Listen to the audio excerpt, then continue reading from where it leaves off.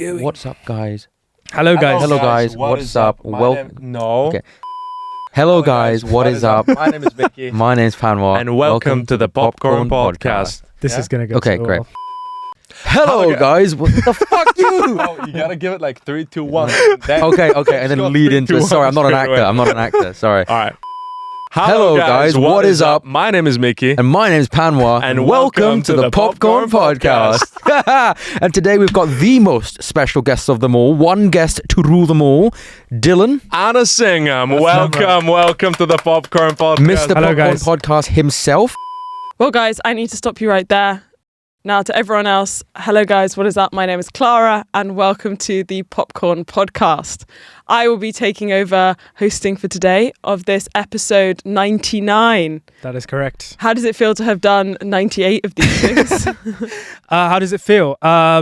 Exhausting, rewarding, and Can you say, as of now, you've literally given your blood, sweat and tears to this podcast? blood, sweat, tears, lack of sleep, everything. This has been kind of my life for the past, basically 3 years now. So yeah, this kind of feels weird to be Full circle moment, maybe? full circle moment, but also it feels weird that I'm in this seat. This seat.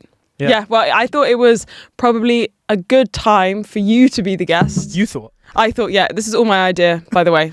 Whatever Mickey and Panwa say, don't listen to them.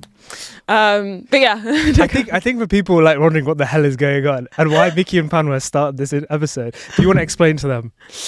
So this was all of Mickey and Panwa's idea. They planned an episode for Dylan. He could be the guest. But unfortunately, because I was not there on the day to set up the cameras, a lot of footage was lost. That is partly true. I will be handing back to Mickey and Panwa halfway through, but probably-ish, depending on how long. depending how long we take. But yeah, I'm going to give you a little go at being the guest. How are you feeling? I feel like I'm about to basically go on a journey of one of the most self-indulgent things I've ever done in my life. But yeah, it feels weird sitting in the guest chair. Now I know how many of you guys watching who have been in this chair feel. But yeah, it's kind of nice, Yeah, it's not bad. Not sure if I can say the same about hosting. It feels quite stressful. Yeah, you do seem quite stressed. But you're doing a good job. You're doing a good job so far. So let's have a go at some of your infamous quickfire questions. Damn. Okay. Got to put you on the spot. All right. Okay. So let's get started with Dylan. First things first. Yep. Those of you who don't know, what is your favourite film? So my all-time favorite film is Jurassic Park. That is the film, I always say, the film that got me into films. It is kind of the reason why this is all even happening to begin with. I kind of owe a lot to Steven Spielberg and specifically that film. So yeah, Jurassic Park is my answer. Yeah. When was the first time you watched it?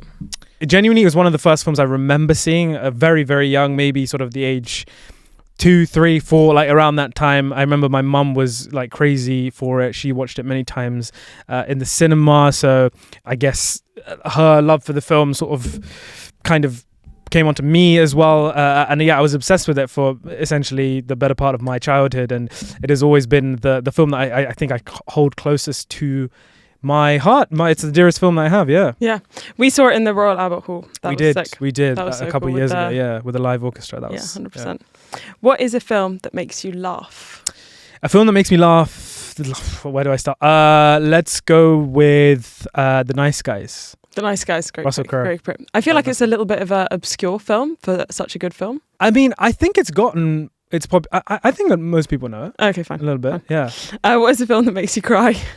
Ooh, a film that makes me cry. Bridge to Terabithia makes me cry. Everyone there going into that thought it was a fantasy film. Genuinely, that film gave me my first taste of depression as a kid. Spider-Man 1 is a film that I always somehow find myself getting emotional at. Specifically, this is sort of past when Uncle Ben dies. I mean, that scene of itself gets me in floods of tears, but it's the moment in which, this is after Peter Parker has designed his main suit and he first picks it up out of the briefcase, I guess, and he's looking at it, and then like Danny Elfman's theme is playing. That moment for me is like that makes me cry every single time, and then it kind of like transitions into a sort of aerial shot of or POV shot of Spider-Man swinging. So you don't see him, but you see his like POV coming down and the New York yellow taxis. I'm going on a little bit, but Spider-Man 1, and of course also The Lion King as well. Oh, of course, The Lion King. Yeah. That was the traumatic event of most people's childhoods. Yes. Would you say in Spider-Man it's the sheer awesomeness of it then, rather than it's sadness? It's like the tragedy of losing Uncle Ben. Yeah. But then almost like all of a sudden, you know, this character, that's like that's the final piece of the puzzle of Peter Parker finally making that transition, and it is such a tragically epic moment, I would say. So yeah, that gets me in the feels every single time. So yeah, fair enough. What film do you think is underrated? And a film that I think is underrated is a film I showed you for the first time a couple of months ago, and that is Predestination. Oh my god, that's such a trippy film. That for those of you who haven't heard of the film Predestination, which I don't think many people actually have heard of it or seen it, I'm not even going to tell you what it's about. I think it's one of the films that I can recommend that you just absolutely don't even watch a trailer, don't read a synopsis, go into it as blind as possible. It's an easy sort of hour and a half. Your mind will be blown. Trust me, take my word for it. Predestination. What is a film you think is overrated? Overrated. Joker, Todd Phillips' Joker. Yeah, I agree with you. I think it's solid. Don't think it's like anywhere near a masterpiece. Saltburn is overrated, but I think everybody has sort of already come to that realization. I do feel like it's the kind of film that people will like forget and then like look like it will pop up in. Oh, I disagree. I think people absolutely will remember the film, but I think when they watch the film, it's actually not as deep or intellectually sort of dense as one might sort of go to and be like, oh my god, this means that and this means no. I guess what I mean is like it was such a big film in culture for a second that in 10 years people will look back and be like, oh yeah, Saltburn, that was such a moment, but not look back on it and replay it and love it. Yeah, most films that have had that level of like cultural impact. Yeah. I think it's a bit. I feel like it speaks to like the kind of Gen Z sort of level of kind of cinema consumption.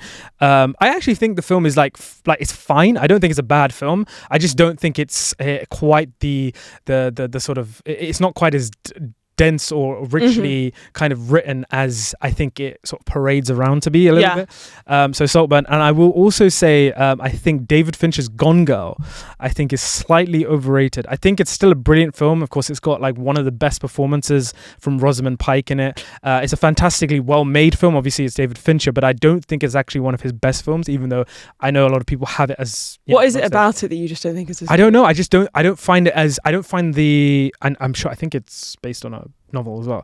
But I don't find the overall mystery or the story as well as investing, and especially after you actually find out what happens and the POV shifts twist, to Amy Dunn, and I think that sort of montage of when she's the cool girl montage is brilliant, but I think after that I think the film just loses it. I lose a lot of interest for it a little bit. I feel like it starts to become, I think in the book, apparently I haven't read it, they do like a lot of a better job at tying up all the loose ends. Yeah. Whereas in the film, it did feel like after that point, I kind of just was like, my disbelief was like suspended. Like I just didn't believe in it anymore. Yeah. It just felt too, all over the place. Yeah, I will say as well, like, I think the ending spoiler alert, but when the two of them sort of reunite and, Ben Affleck is essentially left with this shadow of his former partner, or maybe a version of her that was always there, and he's just sort of left with her. I feel like the film was basically everything on the screen was telling me to feel this kind of emotional gut punch,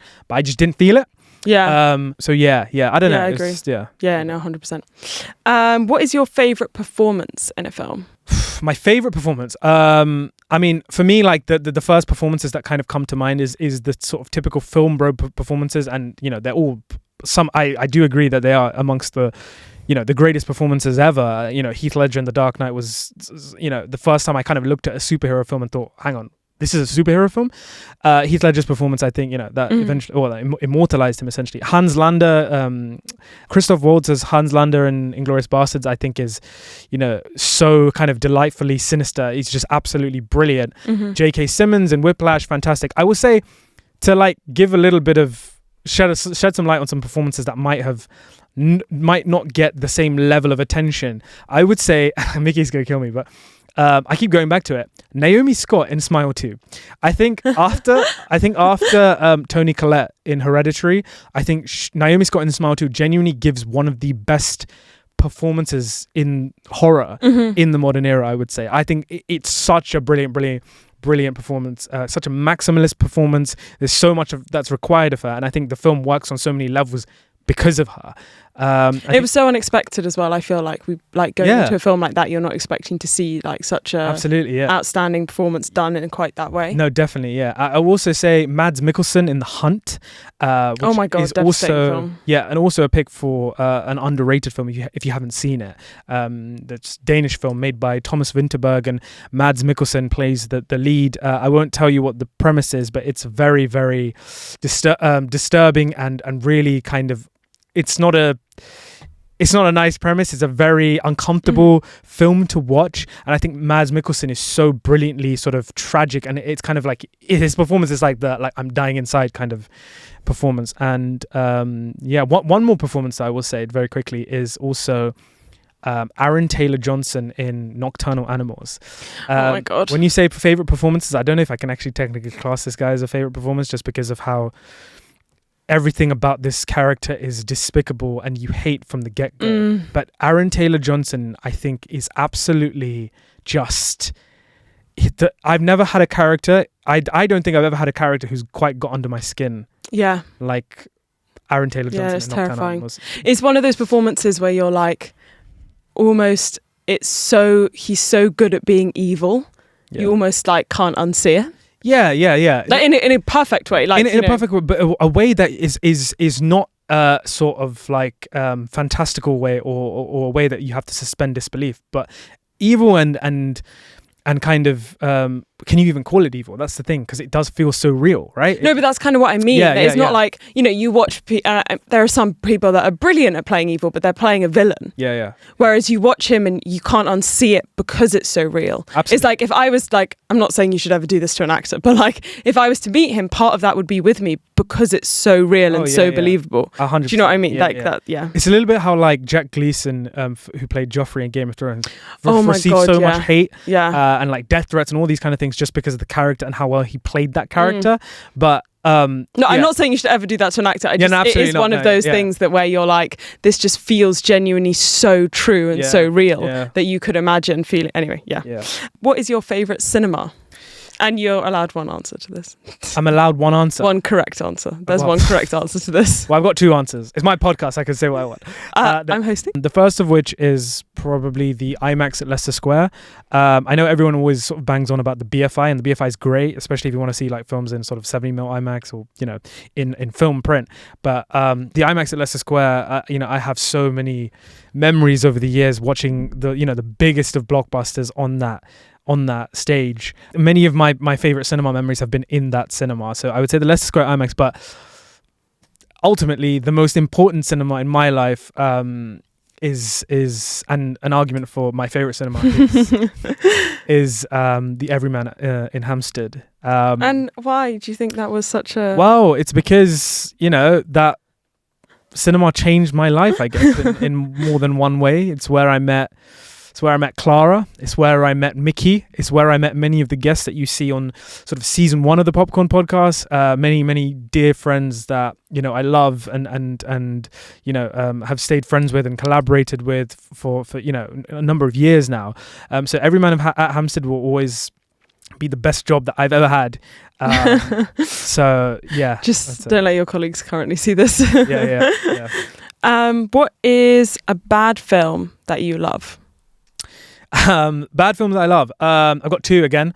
I've got The Prince of Persia, Sands of Time. Love it. That film gets a lot of hate for not being great and also just whitewashing the entire sort of world. They've got Jake Gyllenhaal to play a Persian prince. Prince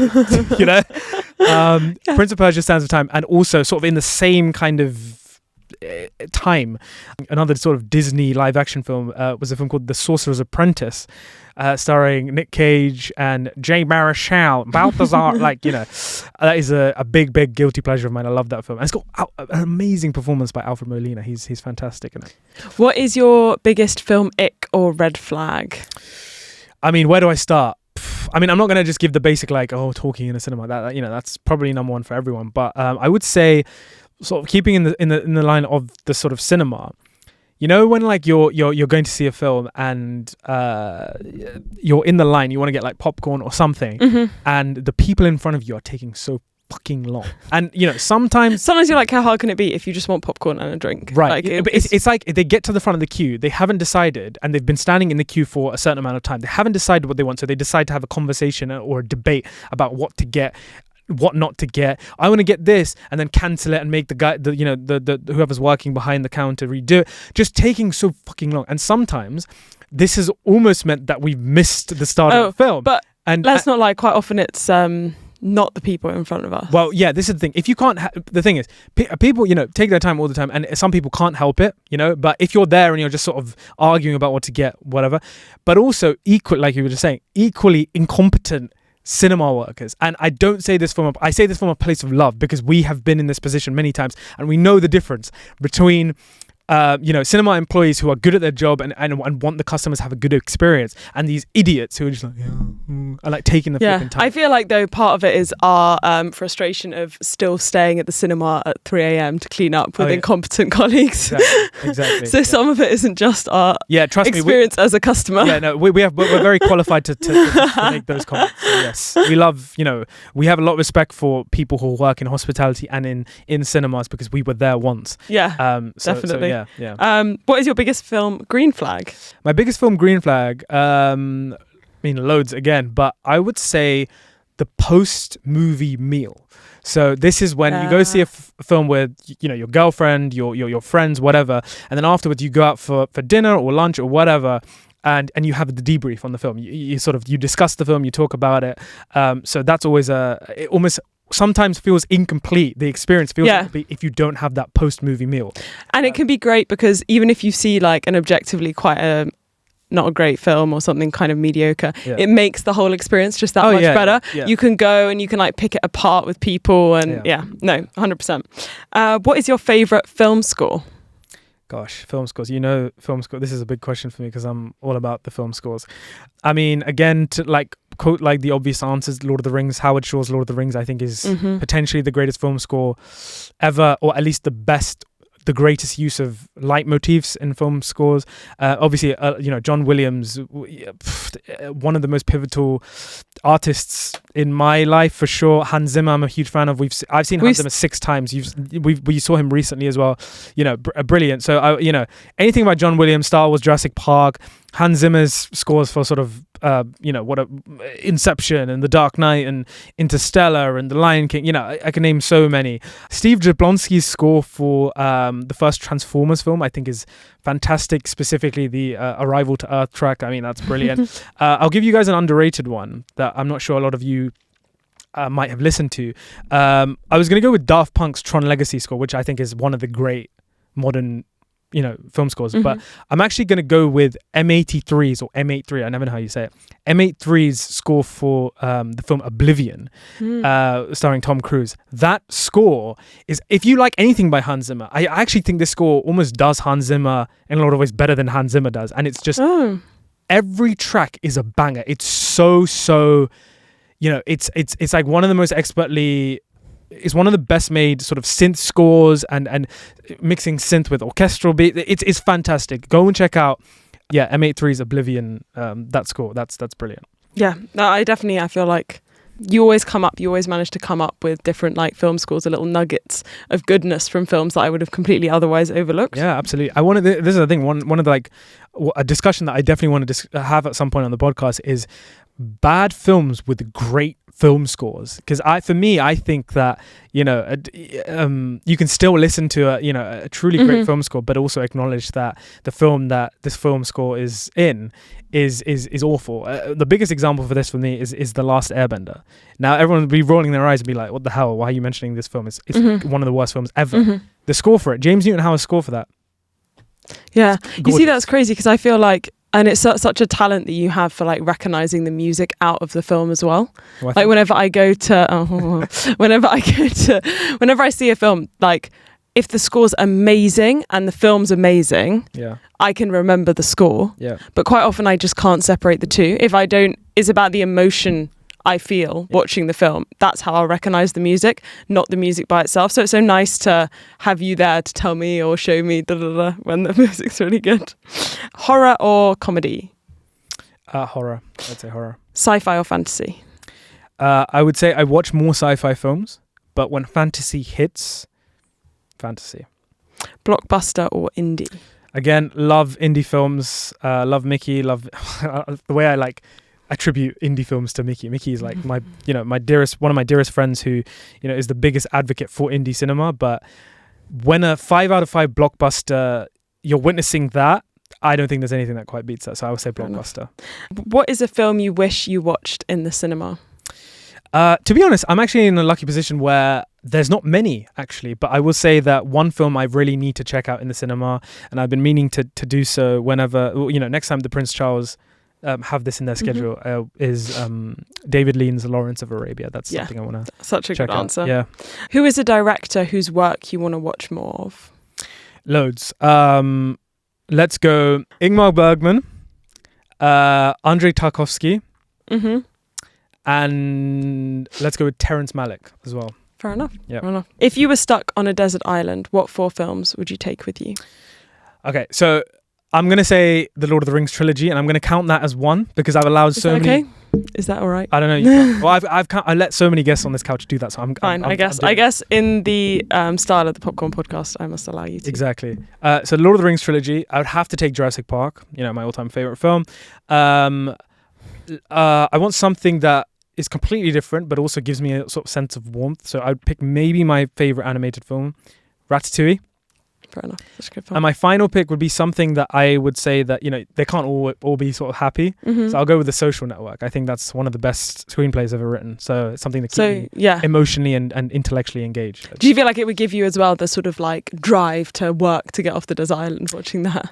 Not particularly. I think that film. You'd be like, I don't want to go back to the real world now after seeing this. Yeah, well, I mean, it kind of it gives you a little bit of the drive when you're watching it, but then you always remember how it ends and what the film is actually trying to say and what it's actually about, which is this kind of it's about friendship essentially, isn't it? Or in this case, male friendship. So yeah, I would say I would probably watch The Social Network first. And then just get onto all the happy shits. Fair enough. Yeah. And finally, what is your favourite film for 2025 and your most anticipated film for 2026? Favorite film of 2025 is probably One Battle After Another. Paul Thomas Anderson's One Battle After Another. Sinners very close as well. But something about One Battle After Another for me, I have much more of a desire to revisit One Battle After Another than I do Sinners just a little bit, because I think Sinners almost like, you watch it, you get all of it, it's all, completed, that emotional experience is completed, and you can revisit so many times and have such a blast with it. But for me, One Battle After Another, I think you can go back and take more things from it.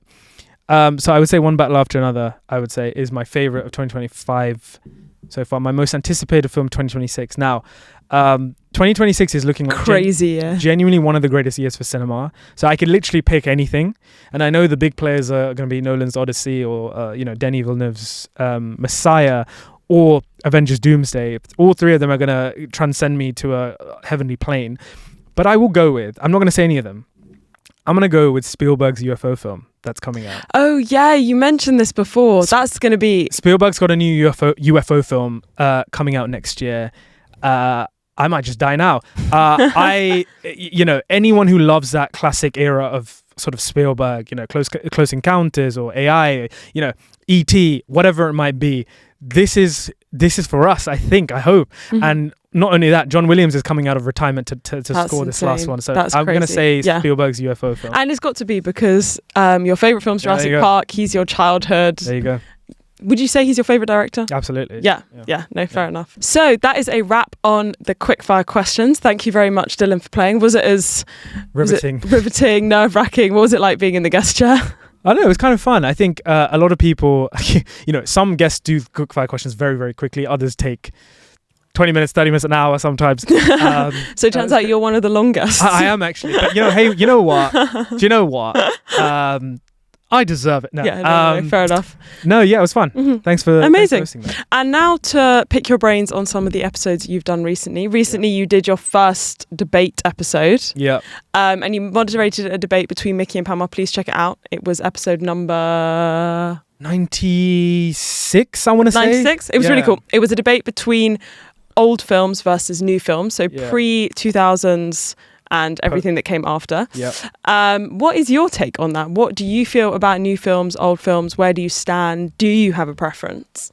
Oh, that's a great question. This is the thing. I mean, like the debate in of itself the premise is kind of flawed anyway, because the way we distinguished old films and new films is like anything, like you just said, before 2000s is classified as an old film. Anything sort of in the last kind of 25, 26 years is a modern film, a new film. I mean, it's really difficult to make that distinguishment.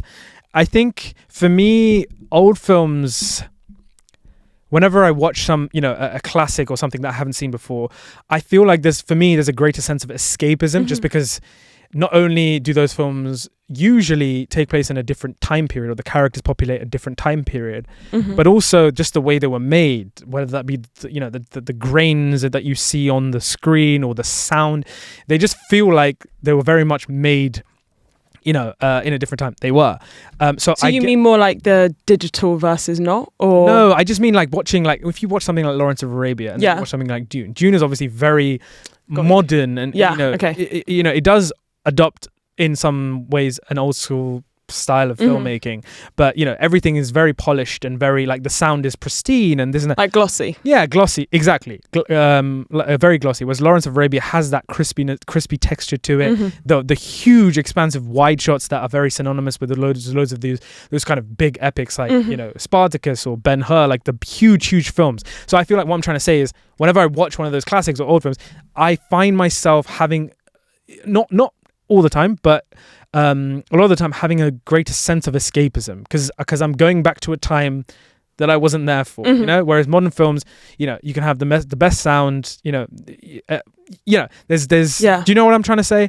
No, I see what you're saying, that there's something, it sort of reminds you of your childhood. I always find watching films like that in some ways, that like there's something sort of wonderfully made about them that I don't feel like, and this sounds so silly, but I don't feel like films now feel so polished and glossy quite often the time. You don't necessarily always feel someone's hand in them. Yeah, because because the filmmaking nowadays is so technically, like, pristine. Like you watch a film and usually all the sound works and usually all the images work and all this stuff. Whereas old films, occasionally you get moments where there was more of the, like, director out shooting with his camera, a bunch of actors, you feel that immediacy, whereas now it's like these, I mean, not all films obviously, but there's more like huge crews. It's like a whole, feels so like an industry of built professionals making something glossy. Exactly. Absolutely. I think a lot of the older films, definitely, I would say on a whole, what they do better is,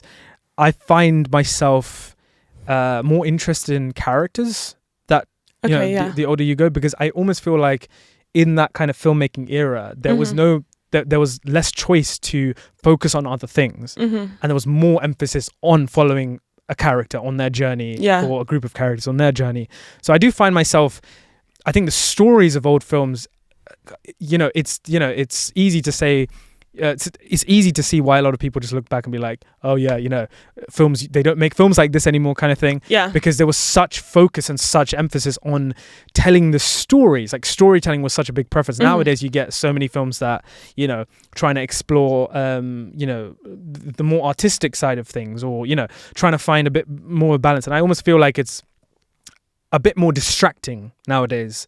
I feel like, whereas I think that the older films, almost because of their visions were more singular, you almost feel kind of more attached to Can you give me an example? Yeah, like, I don't know, Lawrence of Arabia, right? It's a huge, expansive film, but never at one point, again, I'm mentioning Lawrence of Arabia, do you lose sight of Lawrence? Yeah, he's always the front and center. Whereas, like, Dune, amazing film, of course, and it's completely different, but Dune's a bad example. I don't know. I feel like epics nowadays, or big films, there's a lot more going on, and sometimes, I guess, for me, the big difference between the old and modern, the old and modern films is not like, I feel like a hard and fast rule is harder to pull out. Yeah. But for me, I always think there's more now of the entertainment industry in filmmaking. That you a lot of the time are making films just for people's background consumption. Exactly. And those films, like you said, often firstly just like repeat plot points 27 times so people can be on their phones and watching the film, and have so much going on and money is put in endlessly to like different sequences and whatnot, whereas something like Lawrence of Arabia, you're with this one guy exploring his character, telling a full and nuanced story. So I'm not saying modern films don't do that, but there's less of that sort of quote unquote entertainment industry around it. Yeah, I guess what I'm trying to say is like, again, I think just due to the circumstances, there was much more of a focus on the story and the characters, just because that is what they could do. That's the only thing they could do. You take something like Seven Samurai. The film sounds like an action film, when in reality, the only kind of part of action that film has is in the very end. Yeah. And it's actually so much more about the characters and the journeys that are going on and the culture. Whereas I feel like if Seven Samurai was made today, it would be a huge action film, you know? Yeah, like you feel like the genre. They're like, people watch films for their genres as well, and less for like... Yeah, exactly. Okay, so I think that old films technically, I think they definitely have a much more of a preference on storytelling and character. And I'm speaking very generally. Of course, you can find great films that do that now. No, of course. But I will say one thing I think modern films do better than old films, or on a whole, I think music is a big part. Now, of course, you could look at composers like John Williams, like Howard Shore, like Ennio Morricone, and look at these masters of their craft and just look at how truly brilliant their scores are. And obviously, because of the technology advancements, scores are being made much more easily nowadays, and it's not the same as writing notes on a piece of paper anymore, like those maestros once did. So those scores, I mean, you get those outliers, those guys are the geniuses, the ones that sort of paved the way. Nowadays, I guess what I'm trying to say is maybe actually not necessarily the quality of scores, but more so the variety of music and a variety of musical scores that you can get nowadays is, I think, something I look forward to always seeing when I go and see new films. I kind of see what you're saying, that like before, with all the sort of composers you picked out, it's more towards the classical. Orchestral, symphonic pieces, And now you can totally get films with orchestral music, but you can also get one scored, with synths or with this or with that, or in the style of jazz or whatnot. But it's not just sort of separating them into like jazz or synth, but it's also combining different genres of music to create something much more, I would say. So that makes a lot of sense. There's like a lot more creativity and there's a lot more experimentation, a lot of creativity. So that's what I would say. Really, really cool. Speaking of the modern era, what do you think are some big trends you think are going to start coming into film, or where do you think cinema is going generally, especially considering obviously the new elephant in the room, the new Netflix takeover of the known universe? I mean, I would say, obviously that's going to just completely change and shift the landscape of cinema, and theatrical releases are going to be, the windows to go and see these kind of films are going to be smaller and smaller by the day. And it's a sad time if you love the theatrical experience like me. Whatever is in store. I mean, I think 2026 is looking like a huge year for cinema. So I think if there's ever a time we need that emphasis on the cinematic experience, it is 2026 is going to bring the heat. Yes. It's almost like the Avengers are making their own films. Like you got Spielberg, you got Christopher Nolan, you got Denis Villeneuve. Films that you also sort of have to see. You have to see in the cinema. You can't watch on your phone. You can't watch at home. I would say, in that kind of same vein, I would say that cinemas that double down on the experience. So that's either IMAX, the biggest format you can see it, the biggest of stage, the best sound, the most colossal of experiences of sort of blockbusters. That's going to be a hugely important movement going forward. I also think that kind of the more social aspect of cinemas, boutique cinemas, everyman's, picture houses, Curzons, these kind of cinemas are also going to be much more relevant, I think, because again, it's about creating an experience when you go and see a film. So I think there's gonna be a huge sort of shift to those Like, kind of sides of either it's like the pure cinema IMAX Exactly. overwhelming, or it's got to be for like date night or social. yeah, Like you go there, you have a glass of wine type things, and I think that cinema complexes and chains.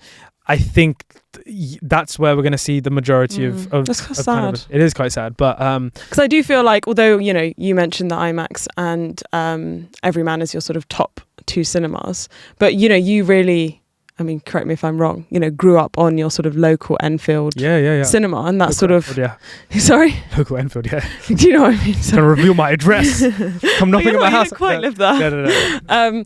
And I feel like I definitely had my sort of local Odeon that I used to go to all the time, and that is It's under my formative cinema experiences. And I think for a lot of kids who aren't necessarily gonna spend the money to go to an IMAX or spend the money on, like, what kid is going for date night and a glass of wine, do you know what I mean? So it is sort of you are I think for me, why it's so sad is because you feel like you're taking away from the kids watching the films. Yeah, absolutely, yeah. I guess one more trend also that I've sort of started seeing a bit more of is international films in Western markets. I still don't think it's quite there yet. I still think there's so many, foreign films that go under the radar. And, you hear about them, especially during sort of award season, but no one really sits down and kind of invests time in them. Yeah. And I feel like I really want to say that international films will be making more of an impact here in the West. I want to see that happen. I want 100%. to see, when consolidation is happening on streamers now more than ever is a time where we need to see more variety of stories, more cultures explored, things that you just simply won't get just from just doing things one way. Yeah, no, 100%. So yeah, I mean, ever since, of course, Parasite won Best Picture, it's the beginning of almost this new, a boost of international films. But I still think there's a lot more work to be done there. Yeah, and what could be better than cinema to sort of give you an insight into other people's lives and different places and everything. Yeah, I hope to see that. Yeah. So we've been speaking a lot about the cinema and the possible threats that cinema is under. Yeah. So just let's have a sort of nice moment. What do you think your favourite or most memorable cinema experience has been? Oh God, this is I feel like it's an easy answer for me, and I feel like I almost feel like I should be giving more of an interesting answer, but the answer is Avengers Endgame. Sorry, it just is. I think genuinely, like, I still, whenever I even think about that or speak to people about that experience of seeing Avengers Endgame for the first time on opening night, it is one of my favorite, not just memories in a cinema, just one of my favorite memories. That film was so huge, and I remember the anticipation beforehand and having to wait a year between Infinity War and Endgame, and kind of what a huge cultural phenomenon that film was, and the amount of times I went to see it and re-see it again. How many times have you seen that? I don't want to say. No, go on, you have to say. I saw that film, I think 12 times in the cinema. Sorry, 12 times. This is not a lie. But also because I had so many people who also wanted to go see it with me. They're like, "Dylan, have you seen Avengers yet?" I have seen it. Yes, sure, I'll go with you again. And I didn't mind going with them again, even though it's a 3-hour long film. I didn't mind going to see it again because I became obsessed with the experience of seeing and hearing other people react to the film. It's almost like trying to kind of replay and relive that moment again and again and again, but nothing will beat the first time I watched it. I remember before the film came out, I remember it was a huge time because I remember it was the on the same week Avengers Endgame was released, it was the huge the long night battle episode of Game of Thrones season 8. So there were these huge cultural events taking place in the world of cinema, television, and it was what a time to be alive. But speaking on Endgame, I remember like in the lead up to it, and I was like, guys, there's one thing that needs to happen. If this happens, I will die.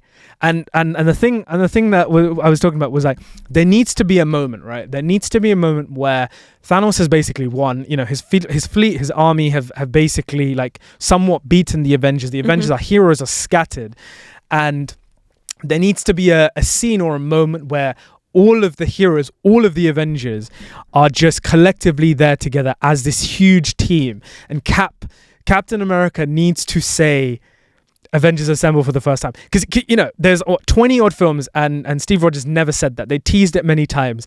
And there needs to be a moment where he unites all of those heroes and I will die. And what happened? What fucking happened? The cinemas, we all know this, the cinemas were like football matches, basically, screaming and cheering and clapping and crying collectively. If there's ever a sort of communal experience that, you know, if there's ever a sort of a film or an experience that kind of, you know, speaks to the magic of genuine just sitting in a room and experiencing a film with a bunch of strangers, you know, this is it. This was an event. I know a lot of people are like, oh yeah, but you know, people were talking and like cheering and making noise. But the film is not enough. It's fine. It's yeah. This wasn't a film. This was an event. I couldn't breathe. I was so like emotional. I was crying. Chris was with me, one of my best friends, Chris, who, you know, me and him go way back. We watched basically every single film together. Marvel was, you know, and Star Wars and, you know, all the big franchises was such a huge sort of play in our friendship, and we had watched basically the entirety of the MCU together, and we got to Avengers Endgame and we were like hugging each other and crying and like, I was like, bro, this is the greatest moment of my life. Like it was insane when Cap lifted Mjolnir for the first time and people were screaming. Like, it was genuinely, just even talking about it genuinely just gets me emotional because I don't think, you know, like my parents, like other generations might not quite understand genuinely how special that moment is. And I know a lot of people talk about Endgame like, oh, it's not as good, it's not that good, Infinity War's better, this is that. But, you know, I don't give a shit. I don't care. All right. But there's something about that moment, that film that just transcended the cinema experience, and it basically,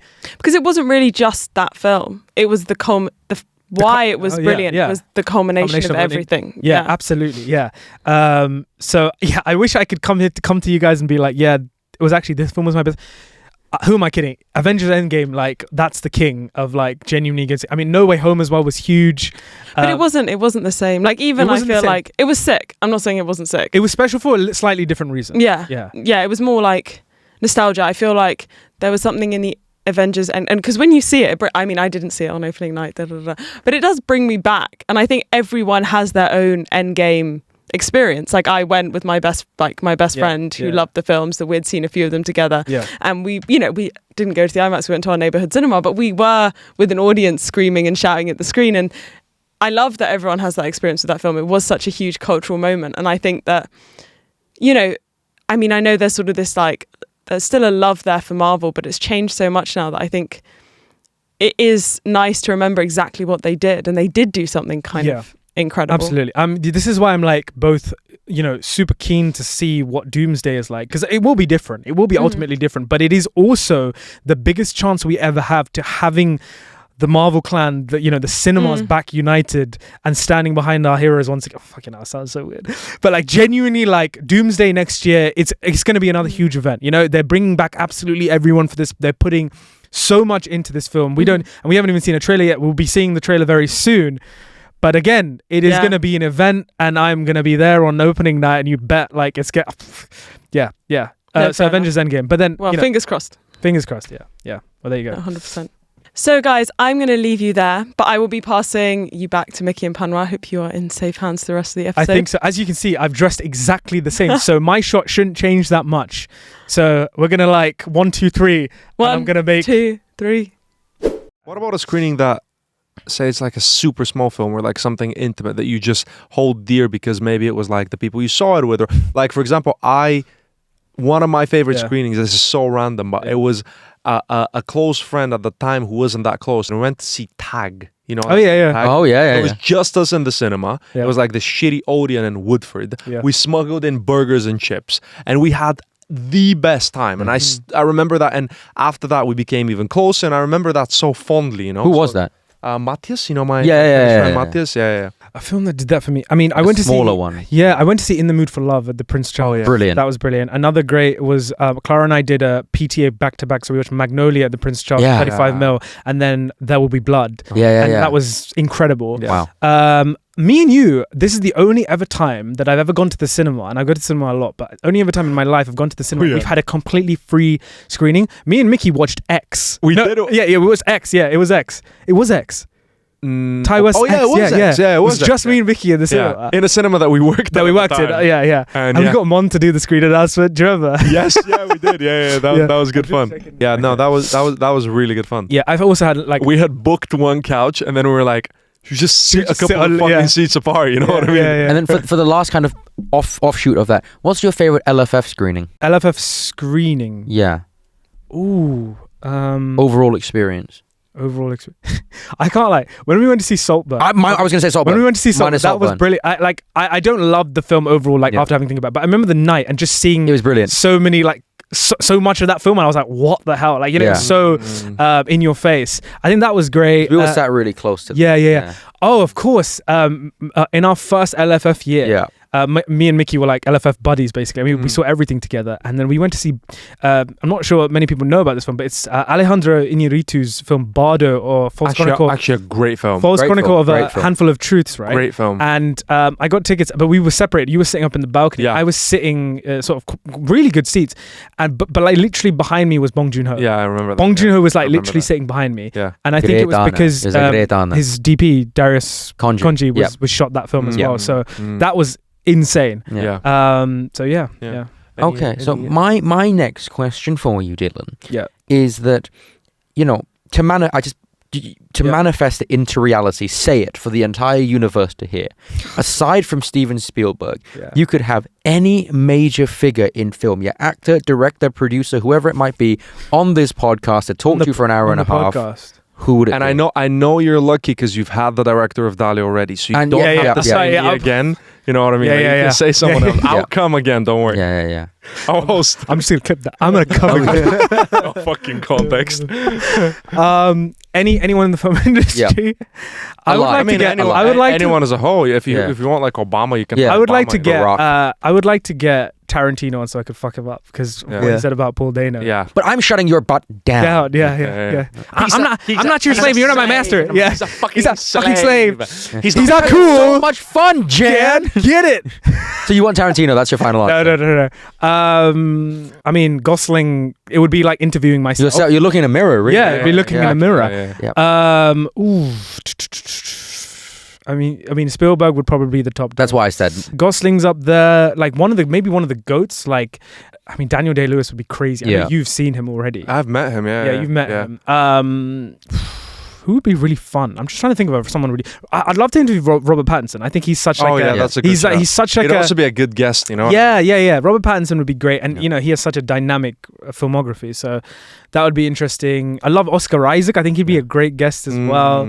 Who else? How about give us someone who's no longer alive, no longer with us? Actor, director, Ooh, producer.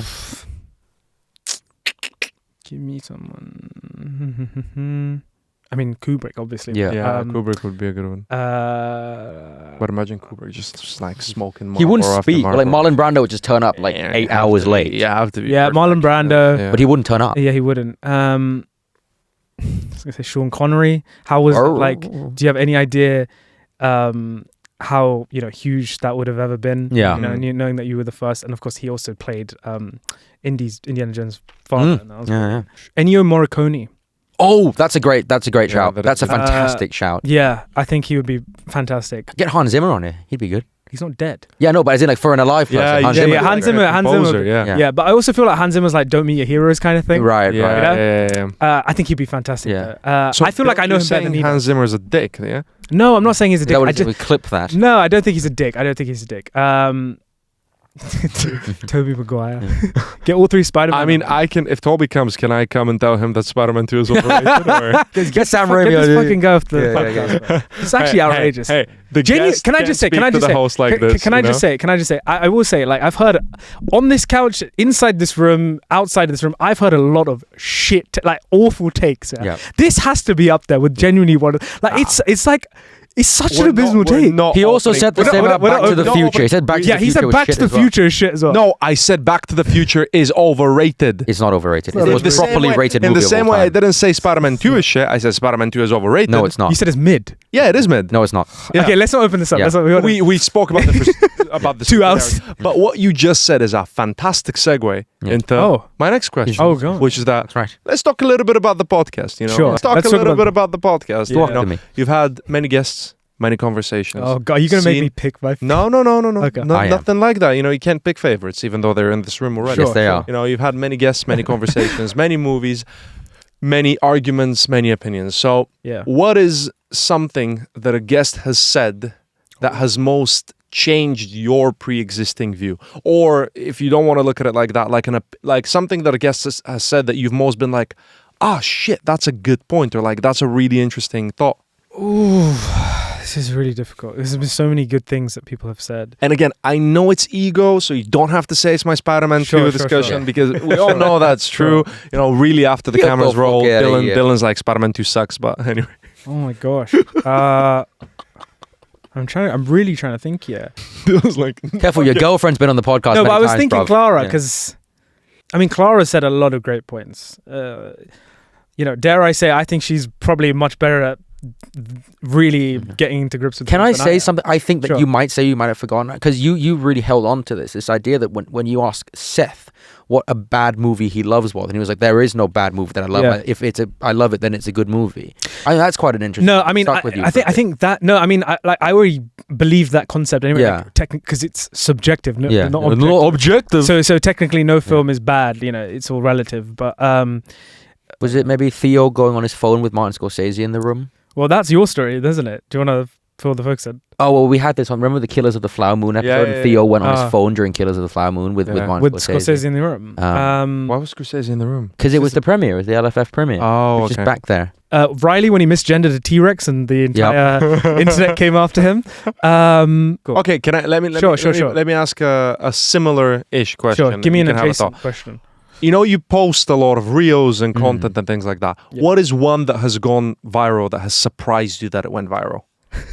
Tennis noises. Tennis grunts. Oh yeah, Tennis grunts went right, man. Yeah. I mean, tennis grunts went crazy. Crazy. Yeah. I had a mate that I had a mate I do had that. over for like lunch, and we started talking about films, and then your podcast came up, and then tennis came up or something, and I was like, oh, you know, my mate who has the podcast, he did this reel, and it went super viral with the tennis grunts, and my friend who does not know you film or podcast was like, but he watches tennis, was like, I've seen that, and it was like crazy viral, wasn't it? I mean, I told you this, but like at work, people came up to me and who had never even seen or spoken to in the business. They were like, Psst, Dylan. I was like, what the fuck? Yeah. I was like, I think I've seen you on social media. I was like, But you yeah. you claim that is not as impressive as like normies think that it is. You're like Well- any tennis like fan No. would kind of know it, or Well, what? no. I think it's different. I think if you're a tennis fan, you will be more inclined to recognize people's grunts.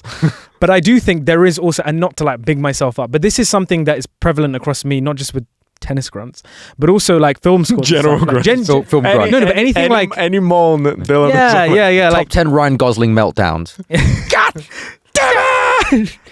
take it off. No, this is gonna sound so arrogant, but I've always had an ear for things. Like I've always been able to just pick up on something within like the first few seconds. You love sound. Yeah, James. I'm sure the audience of this podcast knows this, but you listen to scores, scores, yeah. like I don't think they're they like, do. I don't, like, yeah. He's Dylan missed listens the to score scores in the car. like in the car, or like walking down on headphones, but like almost exclusively, correct? Yeah, I think I listen to film scores more than I listen to. Have you got Spotify Wrapped?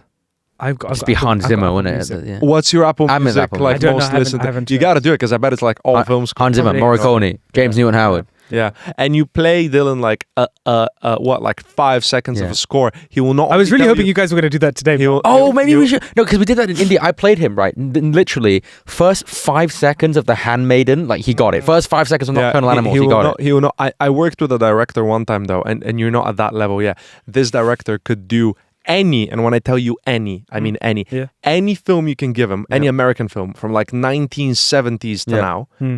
I mean, guys, go But, like but no, remember, What, for you film asked score? me this, and then I told you, For I film said the score? guest, the For films, the composer. Oh, But I yeah, told you give to it ask him, me. Adam Sorry? Wingard's Give the it to me, guest. yeah. No. Okay, Green Room, A24. Fuck knows. But Yeah. that's what I mean. Okay, that okay. level of films, Yeah. Sure, or like you'll be like, I don't even know, like Heretic, like that level of scores. Yeah. You know who shot Heretics? Chung Hoon Chung. Oh, really? Yeah. So you're, as someone who runs a podcast but has also worked on films, Yeah. what are some of the carryover lessons that you learned from each thing that you've applied to the other?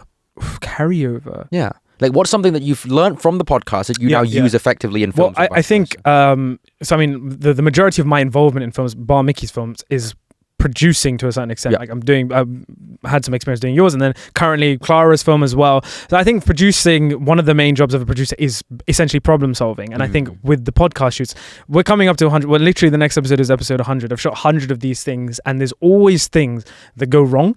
You can be familiar with the setup, however many times, but problem solving. Yeah, I think problem solving is a key one. Always being present. I mean, technicalities with the cameras obviously is just a big thing.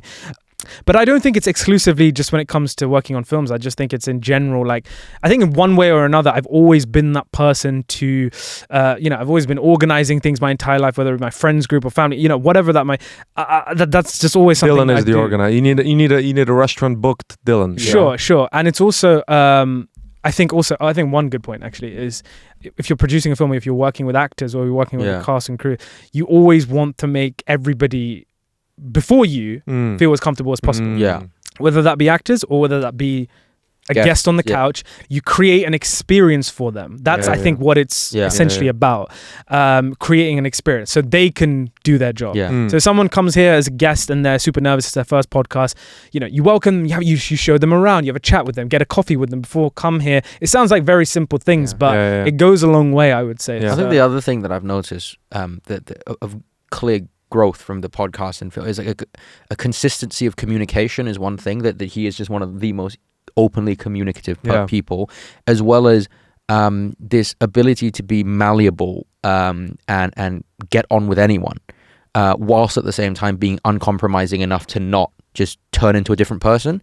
And that probably speaks to why you have so many guests and why when we get to the finale he has such a wide variety of different people, because he is malleable enough to get through to all of them, just as he is with different actors, different producers, different directors, whatever, but also still at the core of it being him and uncompromising in that regard. I think also just to glaze you a little bit more, Jonathan Glazer. You're very good at allowing the guest to bring their point forward and kind of seeing that side, but also challenging the point in like a respectful way. So I feel like even if and when you disagree with points, you do, I don't know, it doesn't really matter whether you fake it or not, but you do try and kind of understand and bring out that perspective further, and then you can have your own answer. But I feel like you're really good at like, you make the guest think further, which is what ultimately everybody who talks about film wants. I mean, look, the reason I'm doing this podcast is genuinely like when I was a child, when I was a kid, when I was growing up in my teens, I was just the person who wouldn't shut up about movies. So like, not to say other people forced me to do a podcast, but everybody was saying like, especially during COVID, like you should do, like you get online, talk about films, do it. And I genuinely think I enjoy the conversation of it. I enjoy speaking to people and learning, because as much as forget about film for a second. As much as we're all growing older and we're meeting new people and we're growing up and stuff, and we're discovering, things about people, new people. I think my way of doing that is through film. Is learning about people through what they like and what they don't like, and what hot takes they have and what they're looking forward to. And I find it fascinating. I feel like if you know someone's film taste. Sounds simple. It's also fucking sick to like, if we haven't caught up in a couple of weeks, and now we do the pod and we catch up, talk about this movie, that movie. It's really awesome. No, absolutely. Should we play some games? We should play some games. So I've got the first game. First game. So the first game is, this is for you, Dylan. Can you guess the episode of the Popcorn Podcast based on the sound that Dylan makes? That's right. And they this is gonna be horrendous. 8 episods. Let's see how much you remember, motherfucker. 1, 2, 3, 4, 5, 6, 7, 7 sounds. Sorry, that Dylan has made. Ariana Grande. That meme, like. So they range from quite easy to difficult. So I'm going to give you an easy one to start with. If that's all right. So I'm going to do so bad on this. Hang on, sorry, 2 seconds. Let me turn the sound on, and then we're going to go like this. And we finally checked out Caught Stealing. What episode was that? What, as in the number? Yeah, describe the title of the episode. Well, the title of the episode must have been a Clara monthly catch-up. That's right. So it would have been, when did Caught Stealing come? Was it September or October? I'm going to go, it was the you're correct. September monthly wrap-up. Sure, great. That works. That works, okay. Do I have to guess the number? No, you don't. You have one. Okay. Next one, okay, ready? All right, I know exactly what this is. This is I had lovely George from the Pop Kitchen podcast on this couch, and of course George and James are brilliant at impressions. So me and George were playing an impressions game, and I got David Tennant, and the only thing I could think of with David Tennant was obviously Doctor Who, but also Barty Crouch Jr. Father. Hello, father. Hello, father. So, yeah. So, and obviously, like many George jokes, was so fucking he was like, "What the fuck is this guy doing?" Like genuinely. So that was. Yep, 2 for 2. Next one. Great. Oh my! They actually gave it to her. Oh my God. I know this as well. Okay. Yep. This is Theo was. This was. I hadn't seen the Oscar winners yet. Yeah. I was at work, so I came and shot an episode with Theo, and Theo had seen the Oscars, and I was predicting who had won that night. So I Yes. think, oh my God, they gave it to her, which means I was talking about Emma Stone versus Lily That's right. That's right. Lily Well done. Gladstone. Yeah, Very good. And Very Emma good. Stone won her second Oscar for Okay, so porn. Very they're going to good. get a little bit more difficult now Oh, okay. than the last 3. That was a warm up. Yeah. Okay. Wow. Okay. So let me say my truth. Right. Let me say my truth. This could be anything. Oh, I feel like this must have been me and you's episode. No, I just laugh because it's so like okay. Yeah, okay, Let I'll me play it say again. my truth. Okay. So let me say my truth. Right. Let me say my truth. You can't handle the truth.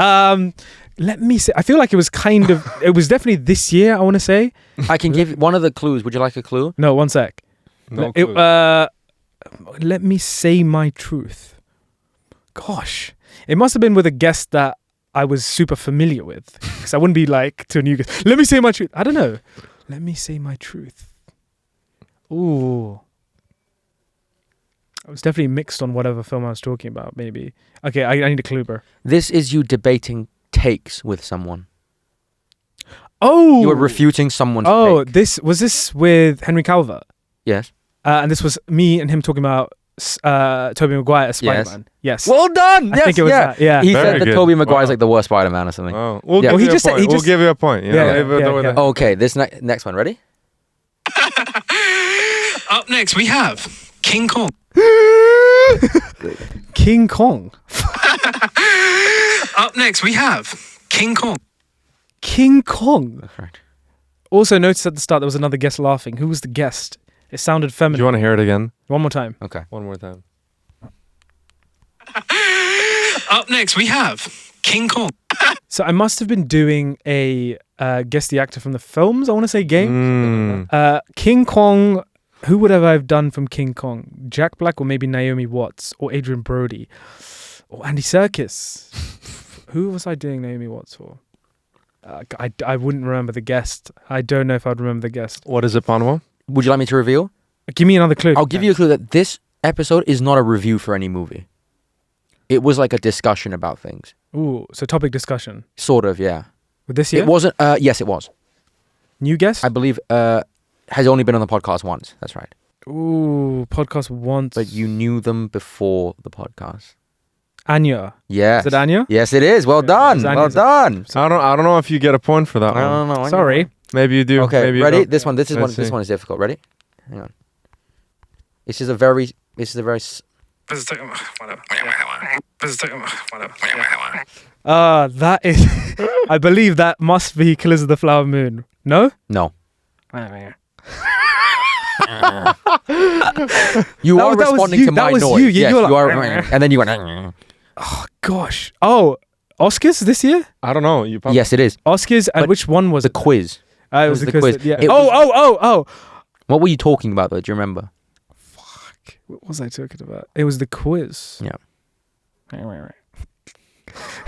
Gosh, I don't know, man. It was was it one of the 20 trivia questions? No. It was. Can I reveal? Would you like me to It was the this or that? Yeah. And who's this or that? Was it which Yours. one of us? And ours, mine was film scores. Yes. Gosh, who knows, man? Can I reveal? Yeah, go on. Basically, what happened was Mickey said, "What's a better film score, Lion King or Fellowship of the Ring?" You picked Lion King. Then you picked Lion King versus Return of the King. You picked Return of the King. I was like, "Oh, right, because yeah." Yeah. Fair. Good Yeah. one. And then this is the last one. Are we Sure, ready? Sure. Yes, that is correct. There we go. And to my left we Oh, To my that's left. super difficult. Oh, to your left, though, yeah. To my left, we have. Why am I guessing it as if... It's not a recent episode. I think I know this. Yeah. And that's your hint, that I know this. To my left, hello, I'm Panwa. This is I'm Dylan's boyfriend. Is this it? Is that it? No. That it reminded me of the time Clara first appeared on the couch. And you the were Hunger sitting Games, there. and I said I'm Dylan's And boy. then- I'm Dylan's girlfriend. Yeah. And to my So left. the clue is, Dylan, I know how about many it. times Have you had people sat on your I'm left? to your trying left? to think. And to my left, we have. Do you want a hint? Yes. One of us is to your left. Yes. Oh, this is the first episode. Yes, Yes. sir. Ah. Yes, sir. This was in between you introducing Mickey and in between. Ah, So that's it's very a nice, symbolic. That's a nice Very symbolic. little full Pretty circle good. moment. Yeah, You know the full podcast circle pretty well. moment. Some of Yeah. these are really difficult. Yeah. as well. 2. Yeah, Game well, number 2. Right, Dylan. so Bro, Yo, you're a very social guy. sure. You know? I like to keep social. You like to keep Social you network. you go to a lot of events, and you're very lucky to be invited to a lot of screenings and a lot of premieres. Yep. You're also a very fashionable guy. You know, you Oh, dress thank you. very well. Thank You look very well. You keep yourself tidy, right? So let's see. I'm gonna give you Yeah. a very zoomed in Oh. picture Okay. of an outfit that you wore. Sure. You have to say what event were you at? This is literally the most self-indulgent thing I've ever done. Right. Number 1, we Okay. have this. That is Universal's. Universal invited me to see Jurassic World Rebirth early this year, and I was wearing a navy waistcoat with this matching navy buttons and a t-shirt. That is correct. Here is the full picture. Number 2. Number 2, we have this. That was also the same venue. That was also the cinema inside the Battersea Power Station, and that was for the premiere of Dune Prophecy, which was on. Correct. Yeah, Can I yeah, just yeah. say, you Correct, sent me correct. this morning these photos of your stomach, and I forgot what it, I was like, why is he sending me these photos of some random bloke's stomach? Right. I think this is a pretty easy one, Sure, but let's sure. see. Number 3. That is the House of the Dragon season 2 premiere. Correct. Very cool. Very much correct. That was very cool. I'll give you another easy one, and then I'll give you a difficult one. Sure. Then we have... Wait, actually, let me do it like this. My God. Then we have this. What the? Can I see? That's. I think how I are know you where gonna that is. I think I Zoom know in on. where that is. Have you zoomed this, in? This is very zoomed in. Yeah. I gotta go hard, you know? Oh my gosh. Do you want it slightly zoomed out? I'm gonna take a guess before you zoom out. Yeah. So the pink there is Mhm. like, I feel like it's a pink bomber jacket that I wore. Pink bomber jacket that I wore, which means I wore that this year at London Film Festival when I went to see. Was it After the I Hunt? know, Was it After the Hunt? No. No. Mm-mm. What is that? Can I see again? I'll need to give give you a them a zoomed clue. out version. No, just show me again the zoomed in version. Yeah. What are you doing? What is that? I know. That's really difficult. Yeah, zoom Zoomed out out? a little bit. A little bit. The clue is you were with me. That is the clue. Again, it doesn't really. There's a zip. I will reveal Yeah. because it's okay. No, I'll give you a zoom out big. a little I'll more. give you a big clue. It's not a premiere. It's not a premiere. Then you were with me. Zoom out again. Let me see. I can't zoom out because Any that's the more? like. Okay. Okay, yeah. Here we go. Very zoomed out. Oh, this was Comic Con. Correct. Right, that's correct. right. Ah, This that's is- the other time I wore the pink. This is Comic Con indeed. Yeah, And then yeah. last one. Why are you here? Can I see? That is. That's a difficult one, I think. It was Quiet Place Day 1. Yes, sir. Well done. Ding, ding, ding. There we go. I give you 5 out of 5. You know the That Comic was Con alright. was trip. It was difficult. Very Now, good. You know, we have our final game final for you. game for you. Blind ranking popcorn podcast episodes. Blind ranking. Yeah, so we have 10. Sure. If you want to note this down on your phone or however you want to keep score. I'll keep score. Okay. Yeah, I get So we have 10 movies, okay? I I mean, 10. This is a 10 blind. Okay, cool. 10 10, yeah. blind rank. All right, cool. Number 1.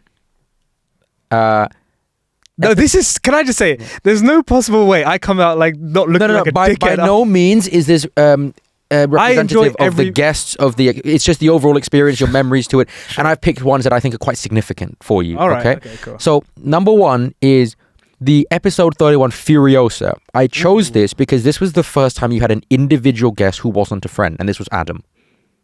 Adam is now a friend. Yes. Adam was great. That was a really fun shoot because I remember it was the full podcasting. It was like Joe. Yeah. Adam was cool. Out of 10, let's go. Again, this is gonna sound so harsh, but let's go 7. 7? 7. Let's go 7. Okay. Poor Adam. I love Adam. Yeah. Adam. Yeah. The next one is episode 46. This was Lord of the Rings Sandy for the first time. Oh, that was a good episode. That was a great episode. The War of the Rohirrim episode. I'm gonna put that either 4 or 5. Let's go 5. Let's go 5. Okay. 5. Okay. Yeah. Next one, episode 22. This was your first one-on-one episode with Clara about poor things. Okay. Last. I remember we had some camera problems in that episode, so I'm gonna put that. Camera problems. Motherfucker. No, there's so many great That's ones. a girlfriend problem. Yeah. I'm gonna have a girlfriend problem after this. Ooh.